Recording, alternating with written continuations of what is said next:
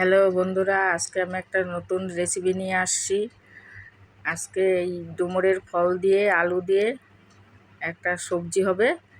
এই ডুমুরের ফল আলু কেটে রেখেছি, পেঁয়াজ রসুন ছুলে কেটে রেখেছি, লঙ্কা আদা বেটে রেখেছি, জিরা বেটে রেখেছি।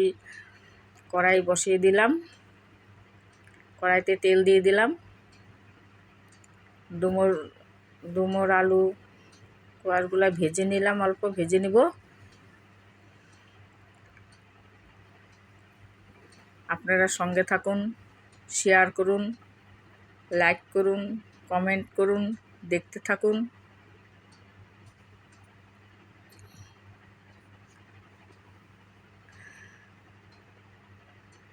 হালকা একটু হলুদ দিয়ে দিচ্ছি, ভাজা হয়ে গেছে, নামায় নিচ্ছি।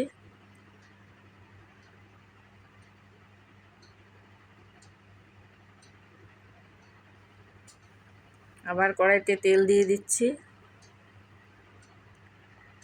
তেজপাতা দিয়ে দিচ্ছি,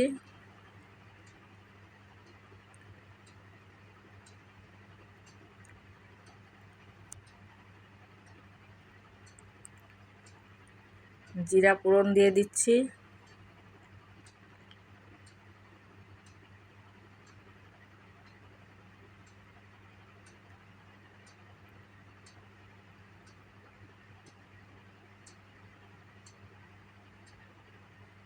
কুচি করে পেঁয়াজ রসুন ছুলে রেখেছিলাম, পেঁয়াজ কেটে রেখেছিলাম, ওগুলো তেলের মধ্যে দিয়ে দিচ্ছি।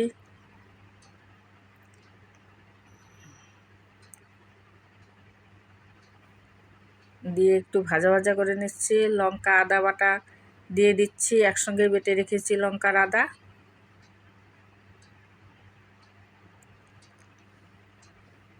হলুদ দিয়ে দিচ্ছি, স্বাদ মতন লবণ দিয়ে দিচ্ছি, দিয়ে ভালো করে কষায় নিচ্ছি। ভেজে রাখা ডুমুরের ফল আলু কোয়াশ দিয়ে দিচ্ছি,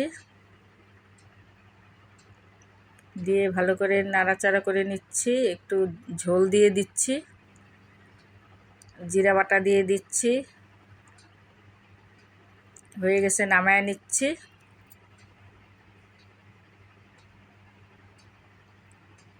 হালকা একটু গরম মশলা দিয়ে দিচ্ছি।